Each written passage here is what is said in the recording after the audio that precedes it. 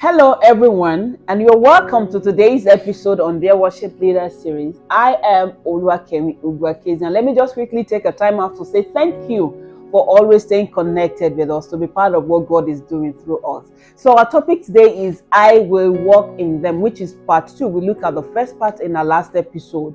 I love to read from the book of 2 Corinthians chapter 6 and verse 16, the Amplified Version. What agreement can there be between a temple of God and idols? For we are the temple of the living God, even as God said, I will dwell in and with and among them, and will walk in and with and among them, and I will be their God, and they shall be my people. God is looking for a temple to walk in freely without restrictions. Those he can call his, and those that will call him theirs, totally sold out to God. We must allow God to have his way in us as ministers of the gospel, to walk in us, to walk with us, and also to walk among us. So let us briefly look at expectations for us to have God walk in us, with us, and among us. Number one, there must be an invitation. There must be a desire and a longing in our heart to host him. He's not an intruder. He doesn't intrude the space. He's not invited. In the book of Romans chapter 10 and verse 10, the Passion Translation, the heart that believes in him receives the gift. So it starts from the heart believing before you receive. He says the heart that believes in him receives the gift of the righteousness of God. Then the mouth confesses, resulting in salvation. So after the invitation, there must be an access and acceptance, or acceptance and access. Revelation 3:20 at the Amplified Version says, behold, I stand at the door and knock. If anyone hears and listens to and heeds my voice and also make the decision to open the door, I will come right in to him and will eat with him, and he will eat with me. It is not enough to invite him. You must give him access and accept him with joy and gladness of heart. So once there is acceptance and access, then the third one is fellowship. The joy of hosting someone is conversation and fellowship. If not, it will be boring. So you have to make them feel welcome. You have to make your guests feel welcome. So when you are hosting God, the fellowship is just to create a godly atmosphere for him. Love him, speak of his greatness, worship him, study his word, give him the sacrifice of praise, deal with distractions. Let that be a continuous flow of fellowship. Then from fellowship we move to partnership.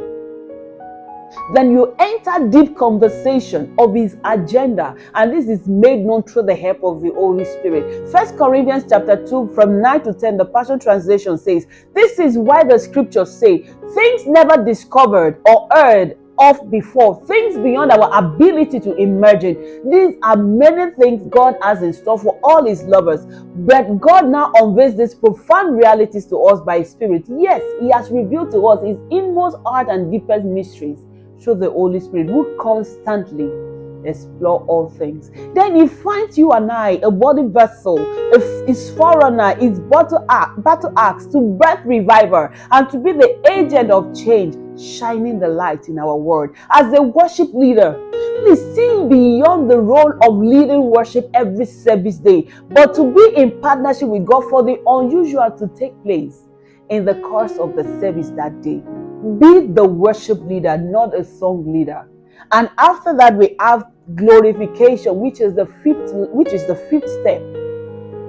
When God is glorified in you, when God is glorified through you, the world will see how God lifts you. You become a city that is set on the hill that cannot be hidden. God is not a user of men, but a rewarder of men. Few of the rewards. Number one is from the book of John chapter 12 verse 26. We enjoy the honor of God. Says, if anyone serves me, he must continue to follow me, to cleave steadfastly to me, conform wholly to my example in living, and if need be, in dying. And wherever I am, there will my servant be also. If anyone serves me, the Father will honor him. What a privilege.